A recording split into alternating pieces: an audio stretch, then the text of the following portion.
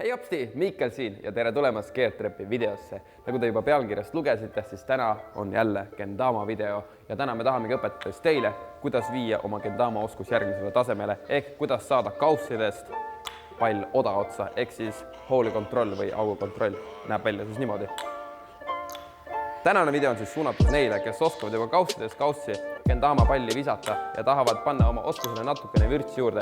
Kui sa varem oled võib-olla palli tõmmanud suvalt üles ja proovinud suvalt saada siia spike'i ja ei tule välja, siis nüüd me proovime seda teha teadlikult. Siin läheb siis vaja jalgu, rannet ja muidugi on väga tähtis see tõmme, et kuidas sa palli tõmbad. Ehk kui te vaatate, et ma tõmban palli õrnalt ettepoole, liigub pall selles suunas ja ta maandub mulle nähtavasse kohta. See on see, mida me tahame saavutada, et pall liiguks siis niimoodi, et ta näeks meid ja me näeks palli auku. Ja nüüd proovime siit saada siis spike'i niimoodi, et me viskame palli koos randme liigutusega sujuvalt ülesse, pall keerleb ja me paneme spike'i alla ja ta tuleb siia.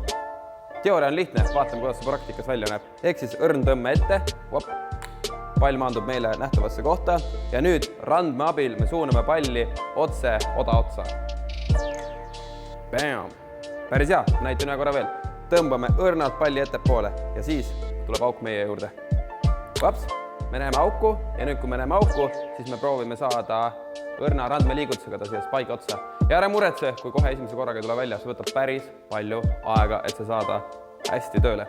Kui harjutus 1 on selge, cup to spike, siis me proovime teha seda järjest, ehk siit spike'ist minna uuesti cup'i.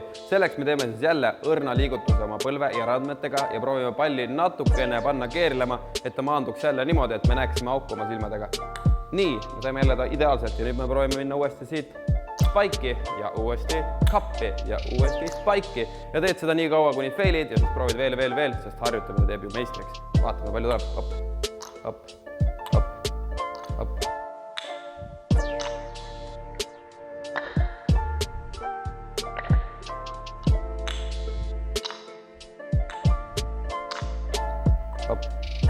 Ehk siis keha töötab, ranne töötab, muidugi ka silmad töötavad.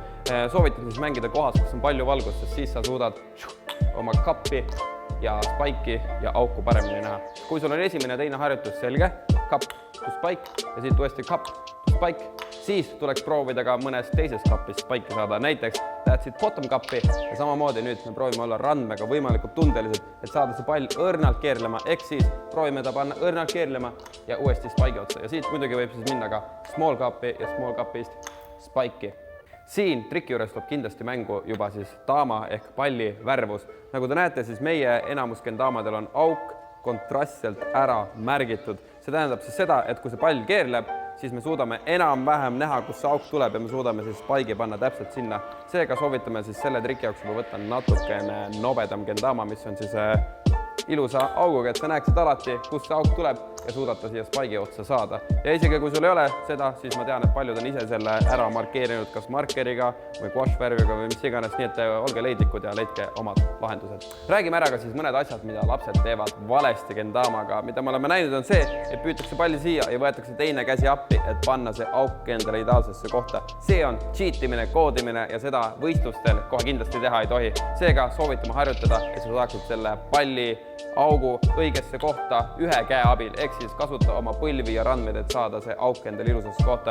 Teine asi, mida me oleme märganud, mida lapsed teevad valesti, on see, et nad teevad seda natukene liiga jäigalt. Et kendamat tuleb mängida üpris pehmelt ja tundeliselt ja siuke jäik asi üldiselt väga hästi ei tööta. Ehk siis proovime palliga kaasa minna. Ehk siis kui me siit näiteks palli paneme nüüd keerlema, siis me proovime põlvede ja silmadega liikuda palliga kaasa, ehk me jälgime võimalikult täpselt ja me saame peaaegu alati selle siia spike'i sisse.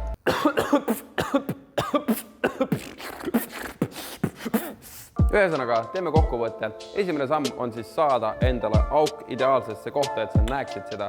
Üldiselt see näeb välja siis niimoodi. Ja kui sul isegi maandub kendama mõne kombo jooksul niimoodi, et sa auku ei näe, siis proovime palli panna keerlema niimoodi, et auk tuleks meie suunas ja et me näeksime seda. Ehk siis kui sa maandud mõnikord niimoodi, et sul on auk hoppis seljaga sinu poole, siis sa tead, et siit, kust nöör sisse läheb, teise pool on auk ja me proovime siis siukse aeglase keeru teha, palliga kaasa liikuda ja proovida seda spike'i saada. Ehk siis praegu on mul auk teisel pool ja ma näitan, kus see ka välja näeb. Ja kui harjutused on tehtud, siis tuleks juba võtta ette mõned kombinatsioonid. Ja esimene kõige parem kombo selleks ongi siis big cup, spike, small cup, spike ja bottom cup, spike.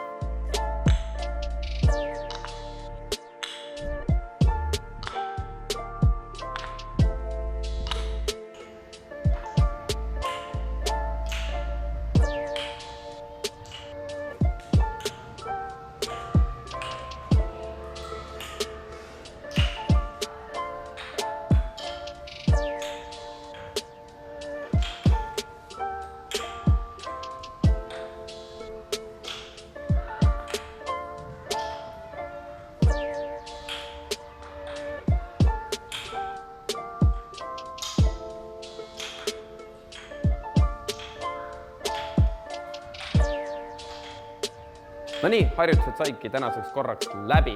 Võite meile siis Facebooki ja Instagrami kirjutada, mis võiks olla järgmine õpetus ja loodan, et te saite siis oma Gendama oskusele natukene vürtsi juurde pandud ja siinkohal polegi midagi muud kui head harjutamist ja näeme järgmine kord.